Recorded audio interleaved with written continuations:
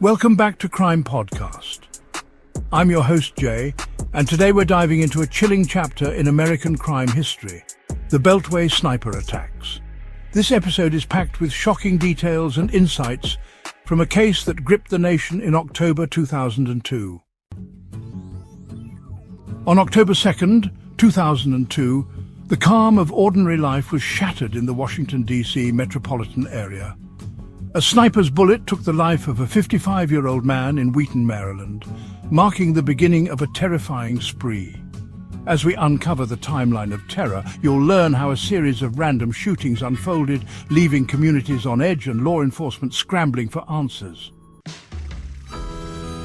As the attacks continued, they didn't just claim lives, they instilled a paralyzing fear in everyday activities. Mowing lawns, pumping gas, shopping for groceries. It was a nightmare that felt all too real. And what made this case even more haunting? Among the victims was an FBI intelligence analyst named Linda Franklin.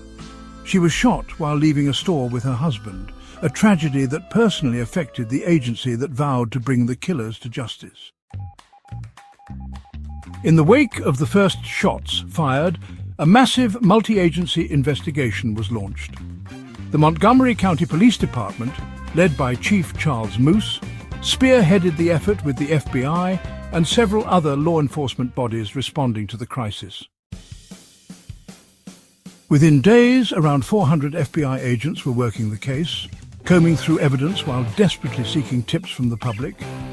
A toll-free number was established, and behavioral analysts worked around the clock to develop a profile of the shooter, who, unbeknownst to them, was already preparing to taunt the authorities. Then, on October 17th, the unexpected happened.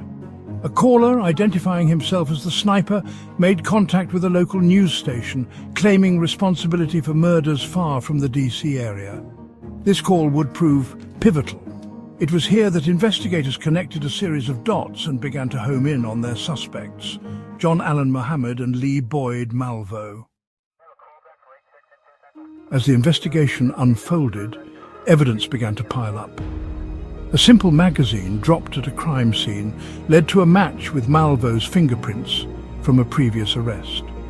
From a single match, the noose tightened around the duo. But how did they operate? They had transformed a 1990 Chevy Caprice into what could only be described as a rolling death chamber. A sniper's nest on wheels. With a cutout in the trunk allowing them to fire at unsuspecting victims, it was a terrifying blend of mobility and malice. Then came October 24th, the day the hunt came to an end. Sleeping inside their Caprice at a Maryland rest stop, Muhammad and Malvo were arrested without a struggle. What the law enforcement found inside that car was shocking. It was not just a weapon of destruction, but a web of their chilling plans and intentions. With the timeline of terror now under control, the legal battle began. Both men faced multiple trials in Maryland and Virginia. Muhammad would ultimately receive the death penalty and was executed in 2009, while Malvo was sentenced to life without parole, a haunting reminder of the terror they unleashed on society. So what lessons can be learned from this horrific spree? It showcased not only failures in prevention, but also the power of community togetherness in the face of fear. Check one, check two. Join us next time as we further explore the often overlooked stories behind high-profile crimes.